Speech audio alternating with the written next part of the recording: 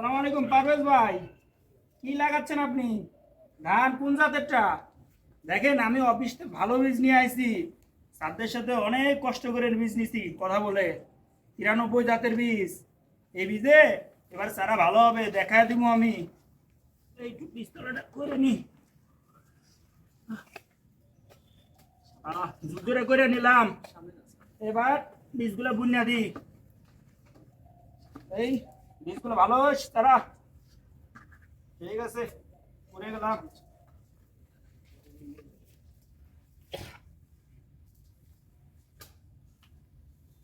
বাহ বাহ, আমার চারাগুলো তো ভালোই হয়েছে। কত সুন্দর দেখতে, কি এটা আবার লালচে একটু অন্যরকম দেখায়। আরে একই না, লাগাই দিই। এই সুন্দর করে, হ্যাঁ দিলাম গাইতে। হ্যাঁ এটাও লাগাই দিই, কি আর হবে, দেখতে তো একই। হ্যাঁ দেখ, লাগাই দেই। দেখ, আজকে অনেক কষ্ট হয়েছে, কালকে এসে সাত দিব।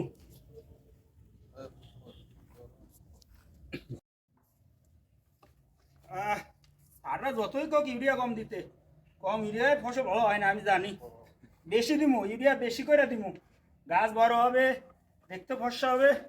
ওই সাদা সাদা ইউরিয়া মেরে দিচ্ছি আমি, কালা কালা কিচ্ছু থাকবে না আমার মাঠে জানি। কালা ডিএপি লাল মপি সবই দিয়ে দিলাম, ফসল ভালো হোস তাই যেন হয়। থাক, ভালো ফসল হবে।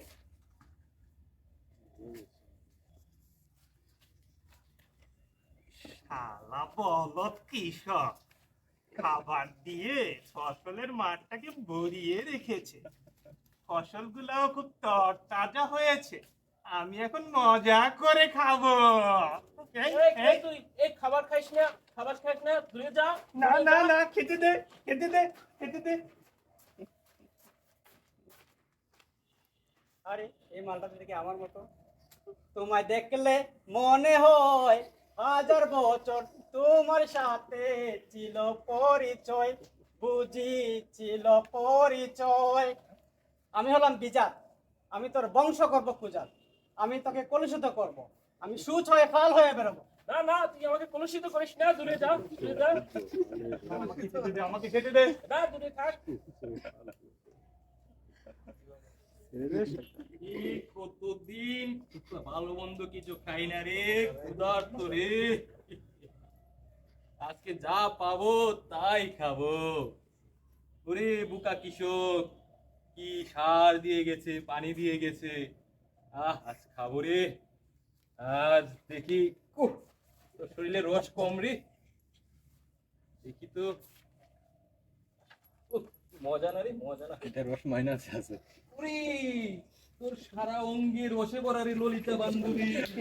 তোকে আমি খাবো রে, তোর ঝুড়ায় খাবো, মাদায় খাবো, পাতায় খাবো, চুষে চুষে খাবো রে। এই ছেড়ে দে আমার, রস খাবো রে, খাবো আমি।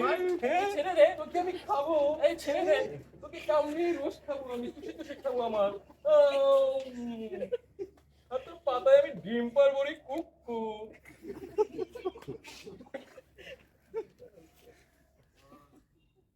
সুন্দর মেঘলা আকাশ, একটু গরমও আছে, আর্দ্রতাও বেশি আছে। আর বল না কৃষক, এরকম সার দিয়ে গেছে আমার জন্য অনুকূল পরিবেশ।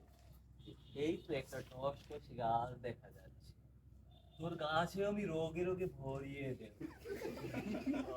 এই ছেড়ে দে আমার।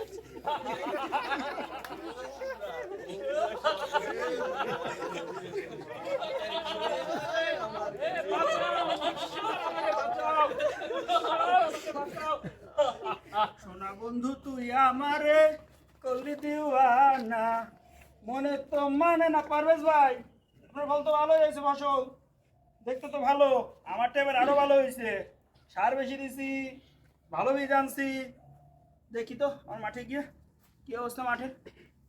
I high high high high, আমার ফসল রে কি অবস্থা! পোকা ধরে রাখছে, আগাছা ধরে রাখছে, আগাছা। হাই হাই হাই, আমি মনে করছি একই জাত, বলে বীজ জাত লাগাই ফেলছি, আমার তো বীজ ভালো হবে না। হায় আল্লাহ, কি হবে! হায় হায়, আমি শেষ। ধন্যবাদ। তবে এই তথ্যটাই দিতে চেয়েছি যে শুধুমাত্র বীজ ভালো হলে হবে না, বীজের সাথে ফসলের ম্যানেজমেন্টও ভালো হতে হবে। বিশেষ করে যেই ফসল থেকে আমরা বীজ নিতে চাবো সেখানে বীজ আর থাকা যাবে না, সেটা রগিং করতে হবে। পোকার আক্রমণ থাকা যাবে না, সেটা ভালো করে ম্যানেজমেন্ট করতে হবে আইপিএম কৌশলের মাধ্যমে।